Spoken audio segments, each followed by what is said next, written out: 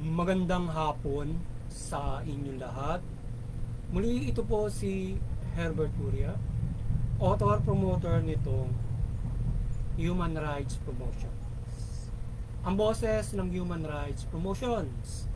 Sa malayang demokrasyang ito, kaakibat ang ating pananalig sa ating banal na Panginoon Diyos, banal na Panginoon Kristo, at gabayan ng kaliwanagan ni Banal na Santa Maria, mula sa isyong ating nakalap at mababantay sa mabuting pamamahala, patas ng hustisya at karapatang pantao.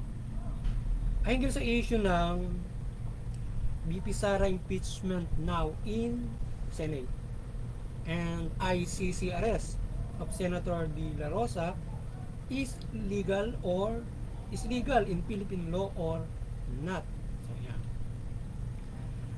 Ngayon ang impeachment complaint laban kay BP Sara Duterte ay naisumiti na sa Senado at ready nang mag-convene ang Senado next week, Monday, para dito. So yun. So yung inihintay o yung nais ng Kongreso at ilang mga nais magpatalsik kay BP Sara, yun. Ando na sa Senado yung kanilang impeachment complaint. Next week, lilitisin na. So, yun. So ayon kay Senator Cayetano, ang concern niya din dito ay ang security ng Senado habang ginagawa ang impeachment sa Monday, gayong nakasuspinde ang Sergeant at Arms ng Senate na si Major General Ablasca. So yung may concern si SP Cayetano na yung security ng Senate habang naglilitis ng impeachment ay itong yung Sergeant at Arms na kanilang leader doon ay suspindido ng ombudsman dahil nga sa nangyari nung nakaraang araw na nagkaroon ng tension na may nagpupumilit na pumasok sa Senado for arresting Senator De La Rosa. So ngayon ang ating administrasyon naman at maging senador at DLG ay magsasagawa ng fair investigations sa nangyari sa Senado na shooting incident at pahayag ni Senator Cayetano na inatake sila. So base on initial investigation ay hindi ay Sergeant at Arms ng Senado ang nagkaputukan. So yun. Base naman sa pahayag ng NBI ay hindi naman sila na kanila nagmula ang nasabing pagpapaputok. So, kailangan dito ng masusing investigasyon para malaman ang pangyayari ito na pag-disrespect sa Senado. So nakaano na nga sila nagahayag na nga sila nung parang lockdown, mayroon silang protocol, diba? May mga ganun pa. So, dapat magkaroon ng investigation how nangyari yan. So, ngayon, ang Human Rights Promotions ay mariing sumusuporta ng mabuting pamahala, patas ng hustisya at karapatang pantao. Kasi yung ito, ng BP Sara impeachment complaint now in Senate and arrest of Senator De La Rosa is legal in the Philippines or not. So, yeah. So, ang ating side sa isyong ito ay ang Senado ay magpaira ng fair justice on impeachment case of BP Sara at mapatunayan sa publiko ang katotohanan. So, yun. So, boses natin as what we are respective boses na paira ng fair justice yung ating Senate on impeachment complaint. Yeah.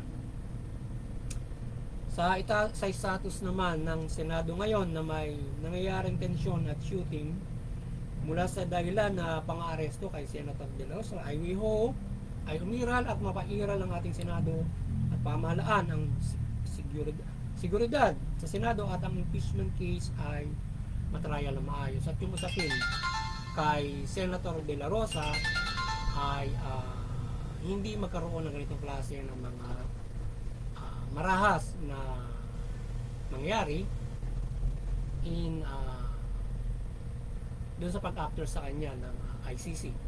So ngayon, dito naman sa issue ng pag-aabol na maaresto si Senator De La Rosa, ay ito bang pang-aresto gamit ang ICC warrant para sa kasong crime to humanity ay valid ba at legal sa ating batas? So yun, yan ang ating katanungan ng ating sa boses So yung bang ginagawang paghahabol ng ICC, yun ba yung kababayan natin na nabiktima din mo ng drug war, nagsampa ng kaso sa ICC. So ICC issue the warrant sa Pilipinas. So legal ba yung pag-i-issue ng ICC na sila ay makipag-coordinate ang ating administrasyon ng bansa sa kanila? So yun, legal ba yung ginawa ng ating Pilipino na bansa o ma-impose yan dito sa bansa natin? So ngayon, tuloy-tuloy natin, no?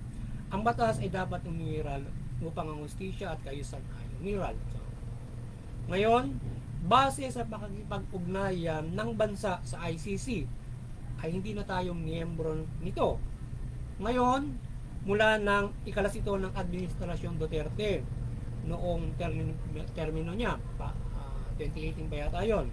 So, ibig sabihin, walang authority na ngayon ng ICC at magpatupad ng kanilang authority sa ating bansa laban sa sino mang maaaring may paglabag sa batas na sakop nila. So yan. So ngayon, bakit nai-impose pa itong ICC warrant of arrest kung ganyang wala na tayo sa ICC? Ayan. So kung pag-iralin ito na hindi na tayo miyembro ng ICC ay sa paningin natin ay hindi valid at illegal na ma-impose itong ICC warrant sa bansa sa ngayon na hindi na tayo miyembro ng ICC. Kung strict to the rule, simple IQ, strict to the rule, di ba? Yung ICC may authority sa Pilipinas kapag miyembro tayo. Di ba? So ngayong termino na ito, mula pa nung nung panahon pa nito, pinutol na niya na yung ugnayan natin sa ICC. So ibig sabihin, walang authority ng ICC na sinusumit na tayo nasa ilalim nila para makialam para kung mayroong may crime to humanity, mapapanagot nila at mahahabol. So ang ating bansa ay obligado na makipag-cooperate sa kanila para ma-impose yung kanilang warrant. Ngayon ay hindi na tayo miyembro. So paano tayo makikipag-cooperate at valid yung gagawin nila? So mali, di ba? Kung gagawin, mayroong paglabag sa soberenya at hindi maganda ang kanilang panghimasok sa ating pamahalaan. So ngayon dumidepende ito kay Pangulong Marcos at saka doon sa Supreme Court. So ngayon, ang isyong ito ay nasa desisyon ng ating Pangulo at Supreme Court kung paano bibigyan ng strict ruling itong ICC authority na ma-impose sa bansa. So, di ba? So kung nag-i-strict to the rules ang ating Pangulo at SC ay hindi maaaring mag-impose ang Interpol ICC sa bansa ng warrant of arrest sa ating talagay. So sabihin ito, at we hope expert will prevail. District rules. Kung mag-i-strict tayo, napakasimple na usapin, mag-i-strict, hindi na tayo miyembro, okay, hindi po pwede nating bigyan ng hindi natin pwedeng bigyan ng hindi tayo pwedeng magbigay ng pumayag na sila ay makapagbigay ng yung authority nila ma-impose nila rin kasi hindi na nga tayo miyembro kung strict to the rules. Kung rules ang pag-usap, kaya nga pag nag-miyembro ka, nagpapailalim ka ron, hindi na tayo nasa ilalim nila kung tayo mag-i-strict to the rule as a rationality. So ngayon, nasa sa decision ni Pangulong Marcos kung papayag siya ng ma-assiste or mag-i-impose sila ng strict at pati yung Supreme Court. Kasi kung kasi syempre i-interpret ng Supreme Court yung batas. Ngayon, nasa kamay ng Pangulo kasi nga dapat ang ruling, ibabalik ka uli bago ka makapag-cooperate, bago ka mag-assiste. Diba? So ngayon, ang lumalabas, nagmagandang loob, ang Pangulong Marcos to assist. So yun. Ngayon, so kung halimbawa, kung ang ruling ay susundin, strict to the rules, law, yung pagmimiyembro ay hindi ito pagrespeto sa soberenya at batas at pamahalaan ng Pilipinas.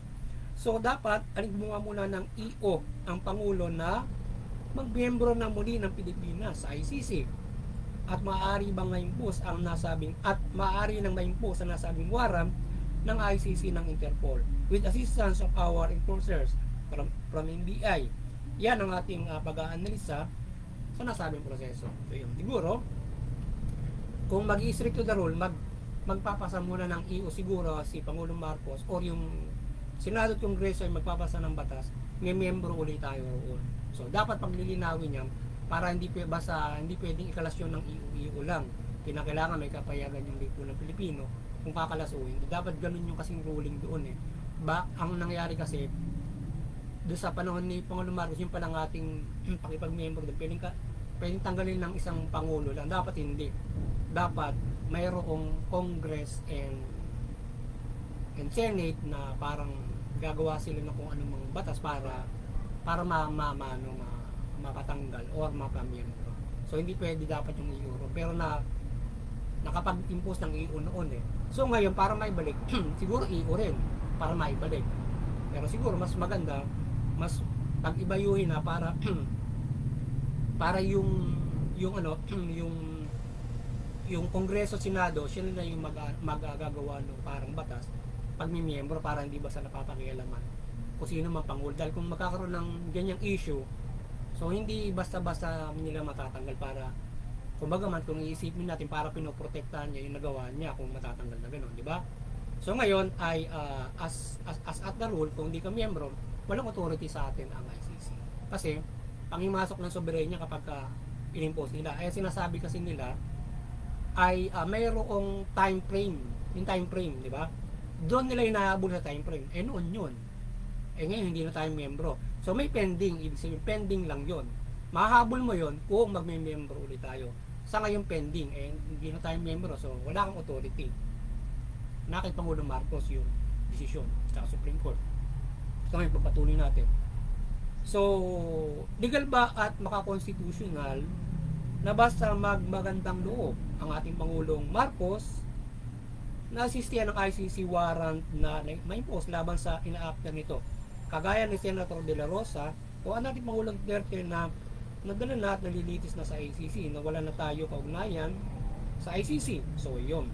So dapat pending lamang ang pag-impose ng warrant at paglilitis hanggat hindi pa tayong miyembro muli ng ICC. At ang sinasabi nilang sakop ng ICC na time frame ay siya magpapanagutan ng mga hinahabol at hinahabla sa kanila. So yun. So sa ngayon ay sa palagay natin at ating paningin, sa munting kakaan naman natin sa rationality lang, ay mukhang hindi dapat ma-impose kung mag-strict to the rule, di ba? Pero kung papayag si Pangulong Marcos ay yung bang kanyang pagbabagandang loob para mabigyan ng katarungan, hindi po nagpipili. Constitutional ba yun para payagin niya? Hindi ba dapat i-strict to the rules? Tapos, o kaya magawa siya ng EO para yung lipo ng Pilipino kung sa tingin niya mabibigyan na ng katarungan yung mga nabiktima nung nakaraan. So mag-EO siya, miyembro ulit. Kung dadaan tayo doon sa strict rules of process ng batas na dapat ganoon yung ugnayan. Para halimbawa extradition. Hindi nila mahabol yun ba yung congressman na sangkot sa flood control. Hindi nila mahabol sa France kasi wala, o sa isang dahil wala tayong extradition doon. 'Di ba? Malino yung katwiran ng gobyerno doon hindi na mahabol wala extradition. Wala na tayong kaugnayan doon. O ganun din sa ICC. Wala na tayong ugnayan, paano sila magkakaroon ng authority rito kung ano man yung sakop na kanila. Parang bago ka lang magka-authority may ugnayan, 'di ba? Wala. So, 'di ba? So simple as that.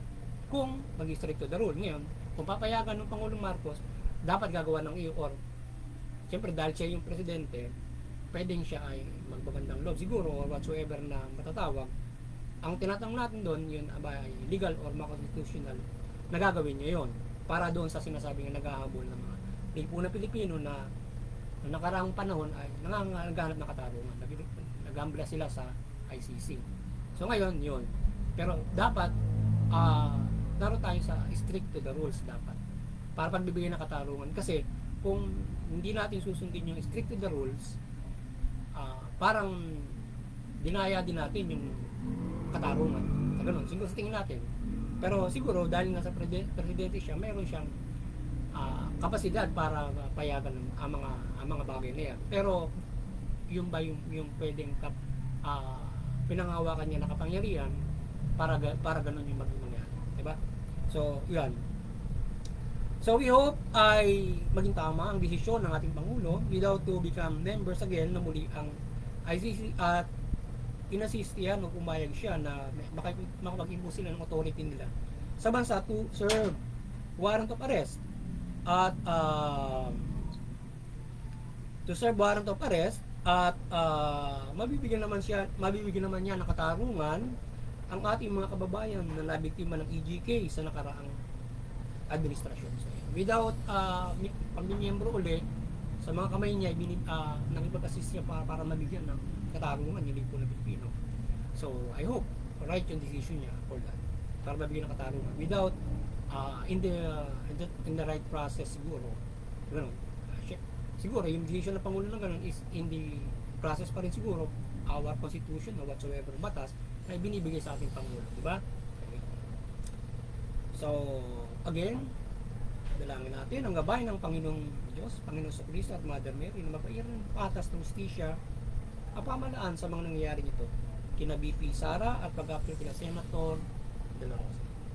So yun, so muli maliwanagan ang ating banal na Panginoon Diyos, Panginoong Kristo, Banal na Espiritu, Banal na Santa Maria, ang bansang ito.